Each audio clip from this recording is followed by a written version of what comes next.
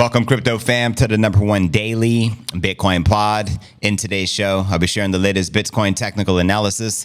We'll also be discussing the latest with the average cycle and when we're expected to go parabolic. We'll also be discussing Max Kaiser's response in regarding to Trumpcoin and their decentralized platform, which officially goes live tomorrow on Monday. We'll also be discussing crypto millionaire loses $43 million in an Ethereum Bitcoin trading bet, as well as FTX founder Sam Bankman-Fried demands a new trial, says the judge presumed guilt and derided him in front of the jury. We'll also be discussing Fundstrat's Thomas Lee forecasts a multi-week market rally, says investors could be pretty confident over the next year. Also, speaking of bullish price predictions, Bitcoin set for a 3-month historic rally as analysts eye that $92,000 Bitcoin price target. Also, Bitcoin ticking time bomb set up targets for $150,000 in the coming months. I'll be breaking this down for you. We'll also be taking a look at the overall crypto market. All this,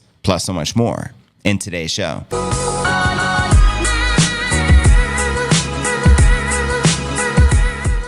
But anyways, if you're new to the channel, very important, smash the likes, make sure to subscribe, then hit that sexy bell icon. Do it for Nipsey. Turn on all notifications. That way you get notified each and every day when I go live. Today is pod episode number 1759. I'm your host, JV. It's September 15th, 2024. Let's get it crack-a-lackin' with our market watch. As you can see on Coin360, Bitcoin barely above 60,000. We love to see it back in the green. We have Ether, Solana, XRP all correcting and in the red. Checking out coinmarketcap.com. Current crypto market cap sits at $2.09 trillion. The Bitcoin market cap sits at $1.183 trillion, which is an 11-11 omen, as 8 plus 3 is 11. If you don't know, now you know. JV was born in 83, and I was born on the 11th, so hey, I'll take it. But anyways, Bitcoin dominance at 56.7% on the rise. Ether dominance still on the decline at 13.7%, the lowest we've seen the Ethereum dominance in years. And checking out top 100 crypto gainers past 24 hours. CKB up 16%, SU 11%, and Celestia 10%. Below that, Phantom, Beam, and Say. Let me know which alts, if any, you're bullish on for the bull. And checking out the crypto bubbles, we get a visual perspective on the daily. I'd say 80% of the market in the red. And zooming out on the monthly, I'd say roughly 80% of the market in the green. And checking out the Crypto Greed and Fear Index, today we're finally back neutral at a 51. Last week was a 29, and last month a 27 in fear. And checking out the time chain calendar, we have 188 blocks, 1,000 that is, to go until the next halving, scheduled to take place April 2028. And we're currently on block number 861,471, and you can currently trade $1 for 1,667 Satoshis. Obviously, the higher the Bitcoin price goes up, you're going to get less and less sats, so stack accordingly. Yeah, let's dive into our next story. Headline here reads, can Bitcoin price overcome the 60,000 double breakout zone? Let's discuss it. Then I'll pull up the live charts. Bitcoin's quickly flipping traders bullish as the Bitcoin price action continues to hold 60 Gs, up 9% week to date as of September 15th, and prime for a bullish momentum. The Bitcoin price indicators form the pretext for fresh Bitcoin price optimism on the short time frames this week after a troublesome period testing support. The one-day Bitcoin charts now reclaiming key levels as depicted by both the Ikimoku cloud and the RSI, as outlined here in the chart. The results were uploaded to X by the Titan of Crypto. Bitcoin has reclaimed the Tenken Kijun and pushed back above the Kumu cloud, and has confirmed alongside the Ikimoku chart. There you have it. Ikimoku is a classic analysis tool whose signals have accompanied the Bitcoin bull run through the past 18 months, and is also setting up a resistance retest on the weekly time frame. Data from TradingView here confirms a reclaim of the same two Ikimoku trend lines, which is now in play. And this is the 1 week chart, which you're looking at. And continuing, Titan of Crypto referenced the daily RSI reclaiming the all-important 50 mark, something also in the process of completion on the weekly time frame. Quoting him here, at the same time, the RSI, which is the relative strength index, has broken through a multi-month trend line. So if confirmed, bullish momentum could follow in the coming days. Let me know if you are bullish. Now, positive perspectives of the Bitcoin price potential currently revolve around the macroeconomic trend changes. A key example is due September 18th. I believe that's this Tuesday, in the form of a presumed interest rate cut by the U.S. Federal Reserve. or actually it might be Wednesday. The size of this is the topic of debate, but markets have long ascribed 100% odds of officials lowering the highest rates in nearly a quarter century. Now, in its latest circular, trading firm QCP suggests preparing for complementary scenarios. Quoting them here, despite some short-term uncertainty and potential drawdowns, we still favor locking in yields ahead of the rate cut and positioning for the bullish scenario. And before I pull up some of the live charts and other news, I just want to point this out. The average Bitcoin cycle starts 170 days after the halving and peaks 480 days after the halving. We're currently only 147 days after the Bitcoin halving, which ultimately means historically we're 23 days out before the parabola, a parabolic run up, which would more than likely take place October, fourth quarter, as I've been calling. And quoting Max Kaiser off the back of Eric Trump putting crypto is the future, I am all in. And as you know, there's a big launch for their decentralized finance platform tomorrow. So here's what Max says. Trumpcoin WLFI token is mathematically guaranteed to shit the bed against Bitcoin within 24 months. Trump is at step 1 of 5 on the Bitcoin learning curve. This will set the United States back years and deals them a serious blow at any hope of catching Bitcoin country, El Salvador. And that was off the back of this news from CoinDesk, a whopping 70% of Trump-backed World Liberty financial tokens will be reserved for the project insiders. Yikes. Of the remaining 30% of the tokens distributed via a public sale, the founding team will also receive a portion of the proceeds. Not a good look. I think Max is right. That's my opinion. Let me know your opinion, family. And checking out some of the live charts here. You're looking at the 1 hour. Let me switch up the scenery so it's cleaner for you. You should be able to see here, we're floating around 59.8 on Coinbase, brought to you via TradingView. A lot of targets, a lot of hype here. We got a bullish pennant breakout. We got a rising wedge. We do have a blue target sitting all the way at 63.9, just shy of 64,000. And we do have a target all the way down at 59,200. And again, we're currently at 59.8. Let me know where you feel will likely go next. And zooming out, we'll get a broader perspective on the 4 hour. You can see here there's a bullish pennant, a lot of bullish targets. The bullish pennant target is sitting at roughly 62, and then we have a very green target sitting up at 65.5, which is another bullish pennant. And yeah, a lot of bullishness. I think these charts are lit right now. So I think this is going to be a pretty bullish week. Let's check out the daily. There's the daily chart you see yesterday, or actually it was Friday. We had a big green candle, but over the weekend, we've just been pretty much consolidating a little bit. We do have a target sitting all the way down at 47.7, which you need to know on your radar. And zooming out a little more, we'll check out the 1 week, which has the sexy cup and handle pattern sitting all the way at 100 and just shy of 125,000. I think we hit that sometime in the fourth quarter here this year. Let me know your thoughts on that. And we'll check out the 1 month really quick. No particular targets here, but as you can see, it's been sideways past few months, which are typically bearish. But as we enter the fourth quarter, again, I think things are about to get lit. Let me know if you agree or disagree. Next headline here reads, crypto millionaire loses $43 million in an Ethereum Bitcoin trading bet. I haven't read the details of the story, so let's check this one out. Crypto millionaire James Fickle has suffered losses exceeding 43 milli since January 10th. Damn. As his debt on the decentralized lending platform Aave surged to 132 million. Jesus. Fickle, an early Ethereum investor and founder of longevity research firm Amaranth Foundation, lost 43 million by essentially betting on Ethereum's price against Bitcoin. Oh my God. I can't believe someone would do that, but Jesus.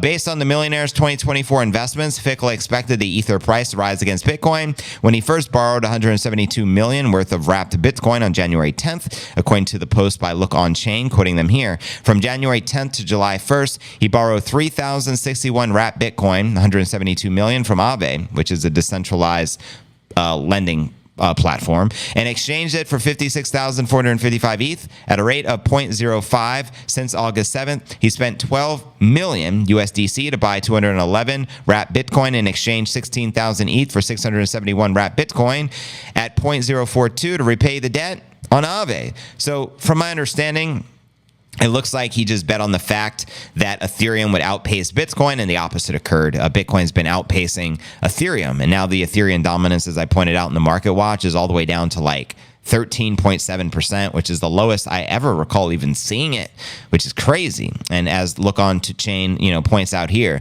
So since the start of the year, Ethereum has underperformed compared to Bitcoin. And according to Binance data, the Ethereum price relative to Bitcoin has dropped by more than 24% year to date and over 9% in the past month. Things are not looking good for Ethereum in comparison to Bitcoin right now. I'm not surprised, but apparently hit this trader by surprise. Fickle has 123 million Aave debt. Damn. Fickle's debt on the decentralized lending platform Aave reached over 132 million worth of wrapped Bitcoin as of September 14th, according to the bank data. Sounds like he got greedy. He couldn't have just been a holder of the crypto. He's like, I'm going to bet against it with some leverage trading and we're going to get rich. And what happened? Lesson learned. His increasing debt stems from his earlier belief that Ethereum would outperform Bitcoin. Stupid bet. By borrowing Bitcoin to purchase Ether, he effectively took a short position on Bitcoin. Stupid. Anyone shorting Bitcoin? Stupid. However, as Ether's price dropped relative to the biddy, his strategy resulted in losses. Common sense. Fickle was known for investing $400,000 into Ether when it was only 80 cents. Easy come, easy go. I've heard that term before. Now, the continuous outflows from the U.S. Ether ETFs are contributing to Ether's sluggish price action. Not a good look. The ETH ETFs have recorded a cumulative 581 million worth of negative net outflows since they debuted for trading July 23rd. Grayscale's ETF accounted for the majority, or over 2.7 billion worth of net outflows, according to Farside investor data, as outlined here. Investors anticipated a significant price increase from the launch of the Ether ETFs. Womp womp. And for Bitcoin, ETFs accounted for about 75% of the new investment in the crypto. And by February 15th, it surpassed the 50,000 mark. Let's freaking go. Yeah, I think it was actually because my birthday was February 11th. Shout out my fellow Aquarius. I think it was February 12th, the day after my birthday, we tapped 50 G's. Let's discuss actually the SBF appeal. His lawyer is appealing the more recent charges, his felony charges. Obviously, he got sentenced to 25 years in prison. So here's the latest with SBF. Then we'll dive into the latest from Fundstrat's Thomas Lee. Then we'll discuss the bullishness 92,000 target, as well as 150,000 target prediction for the coming months. And then we'll dive into our live Q&A, and we'll go from there. Welcome, everyone, join the stream. Headline reads, FTX founder Sam Bankman-Fried demands a new trial, says the judge presumed guilt, and I don't know if that's derided or derided him in front of the jury, whatever that means. But anyways, disgraced FTX founder SBF is calling for a new trial, alleging everyone, including the presiding judge, had already presumed his guilt before his legal battle even started.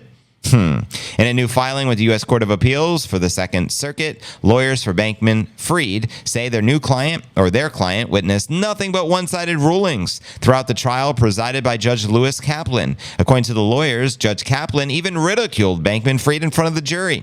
Quoting him here, throughout the proceedings, the district court made little pretense of objectivity or even-handedness, ultimately saying the judge was biased. In addition to eviscerating, that's a strong word, which means to rip the guts from the inside of something.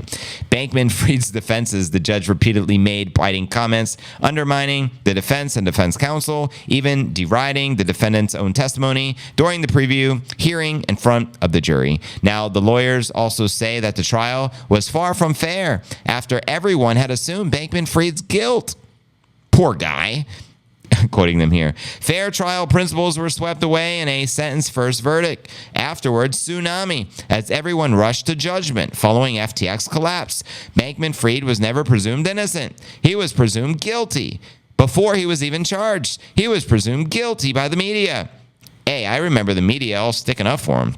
I don't recall that. Before he was even charged, he was presumed guilty by the media. He was presumed guilty by the FTX debtor estate and its lawyers. He was presumed guilty by federal prosecutors eager for quick headlines. And he was presumed guilty by the judge who presided over his trial. I don't know about it. I think he's reaching there. But anyways, Sam Bankman-Fried is now asking the court to remand the case for a new trial before a different judge.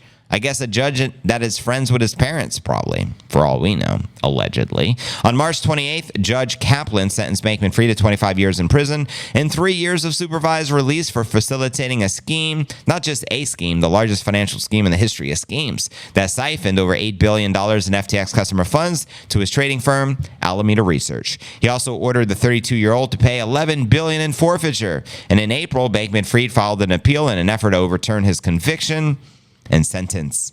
So there you go, yo. That's the latest with the Bankman-Fried. I think also later this month is the sentencing of Caroline Ellison. So we'll be keeping you posted. Let me know. I mean, my spider senses, my 2 Satoshis have been telling me I think that guy is going to get pardoned because of who he is, his parents, and who they're connected to, and the fact they were colluding, allegedly, with even the chairman of the SEC. I don't trust anybody in that circle. So who really knows? You know what I mean? They could win the appeal and reverse the sentence and get him out of jail. Or Biden can just say, he's a good guy. He donated so much to the Democratic Party. We're going to pardon him. And the president does have the power to pardon whoever they want. The same way Trump says if he gets elected on day one, he said he'll fire Gary Gensler, who was allegedly colluding with Bankman-Fried behind closed doors. And he also says he'll free Ross. So there you go, yo.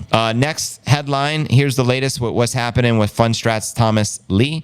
Fundstrat's Tom Lee forecasts a multi-week market rally. Says investors going to be pretty confident over the next year. Is that Batman? Looks something like it. Fundstrat's Tom Lee is anticipating several weeks of good performance for the stock market following this week's FOMC meeting, I think takes place Wednesday. In the new interview on CNBC, Lee says while investors are cautious about markets due to the uncertainty surrounding the upcoming U.S. election, economic data is nonetheless leaning in favor of the risk assets. The veteran investor predicts that after the FOMC meeting, which is expected to conclude with at least a 0.25% basis point rate cut, the markets will continue to trade well for multiple weeks afterwards. That's right. Quoting him here, I think if viewers are sort of confused, I think that's what the next 8 weeks are going to be like until Election Day, November 5th. I think it is a very challenging period because no one can have conviction until they really know who's in the White House. But there are some positive supports coming into play, and this week is the Fed meeting. We know the Fed is going to make some cuts, and with the inflation data being supportive and the labor markets needing some support, I think it is going to give the markets some confidence. So I think we do kind of trade well into the meeting and maybe even the week or two after. Lee also says that historically, markets for risk assets not only do well after the rate cuts when there is not in a recession, but also after the presidential election. The strategist believes that the market should still rally no matter who wins the election in November. And speaking of the election, who will win? Will it be Trump or Harris? Let me know, fam. Quoting him again, I think in the near term, we're losing visibility. And when you don't have visibility, people get scared and sit on their hands. But over the next 12 months, I think investors should be pretty confident. When the Fed has cut the rates while in a soft landing or no landing, the win ratio, or the market's higher, 6, 9, 12 months later is almost 100%.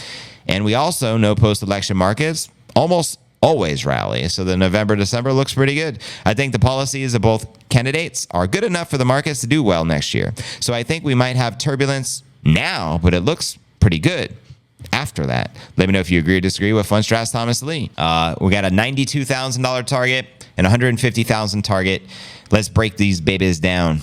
This headline here reads, Bitcoin set for 3-month historic rally as analysts' eyes 92 G's, baby. That's right.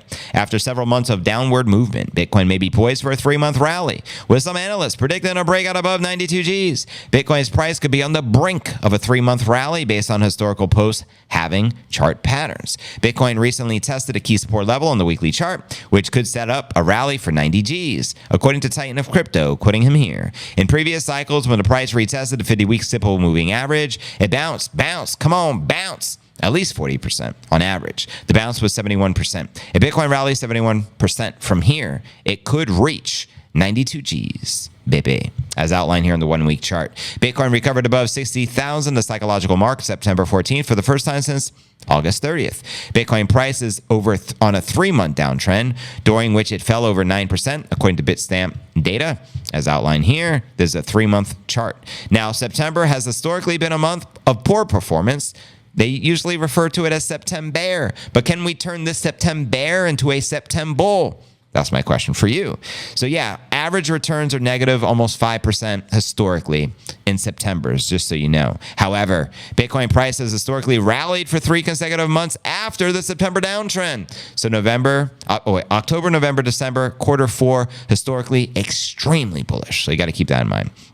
Now, Bitcoin averages almost 23% returns for October, 47% for October, historically the second best month for the Bitcoin price, and 5.5% average monthly returns for December. So we add all that up, 23%, 47, 40, 50, 60, I don't know, something like 80% gains, send it. And during the previous Bitcoin halving year 2020, the price rose over 27% in October and over 42% in November in a 6-month rally that lasted until March of 2021.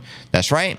Now, the current correction could be the last potential buying opportunity before the next leg up. According to Trader Mags, who shared here, Bitcoin gives 3 chances to buy before it goes parabolic. The last is right after the halving. This could be your last chance to buy the biddy. Cheap before it goes parabolic. You have been warned, family, because we already know where the Bitcoin price is heading. I predict fourth quarter fireworks. 150 G's. Send it. Synonymous on-chain analyst Checkmate also pointed out the Bitcoin's positioning in the exact way it did during the previous 2 bull cycles, as he outlines here. Bitcoin is in the exact same spot as the last 2 cycles since the low. I prefer the cycle low. Comparison to the most as it describes the psychological time it takes for the investors to recover from the bear market, and is according to Check on Chain Performance. However, Bitcoin's anxiety stage threatens more potential September downside ahead of the next leg up, which could be catalyzed by the next Federal Reserve meeting on September 18th. All I gotta say is this: buck the Fed. Now for our feature story of the day.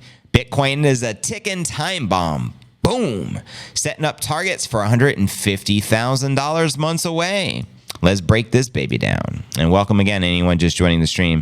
Bitcoin is flashing signals that may indicate an explosive move to the 150 range by the first quarter 2025. Bitcoin's recent price action shows a confluence of technical indicators aligning with a breakout. The most notable pattern forming on the charts is the cup and handle, a classic technical formation suggesting a bullish continuation. This pattern features a rounded bottom cup in a subsequent consolidation phase, which is the handle. The handle's formation signals a period of consolidation, often preceding a major bullish breakout. Now, in Bitcoin's case, the cup began forming after its peak in late 2021, with a handle currently taking shape as the crypto oscillates between 65 and 69 G's, baby, at that resistance level as outlined here on the weekly chart. Now, obviously, I already shared with you the live weekly chart. We have a roughly $125,000 target. The cup and handle pattern resolves when the price breaks above the neckline resistance and, as a technical rule, rises by as much as the maximum distance between the neckline and the cup's lowest point. Now, in the biddy case, the distance between the cup's bottom, which is around 15,000, and the resistance at its rim near 65 G's is approximately 50,000. So by projecting the distance upward from the breakout point, independent analysts Elja suggests a target range of 110 G's to 130,000 for Bitcoin in early 2025. A series of indicators highlighted by synonymous analyst Neste points to an impending move to add weight to the cup and handle bullish setup. For instance, Bitcoin's weekly Bollinger Bands width indicator has been contracting since June. Technically, a contracting BBW. Bollinger Bandwidth family suggests low volatility in the markets, which historically have preceded the major price movements. Meanwhile, momentum oscillators such as the stochastic RSI, which is the relative strength index, indicate oversold conditions, as outlined right here. The analyst further highlights the crypto greed and fear index, which sits in fear territory.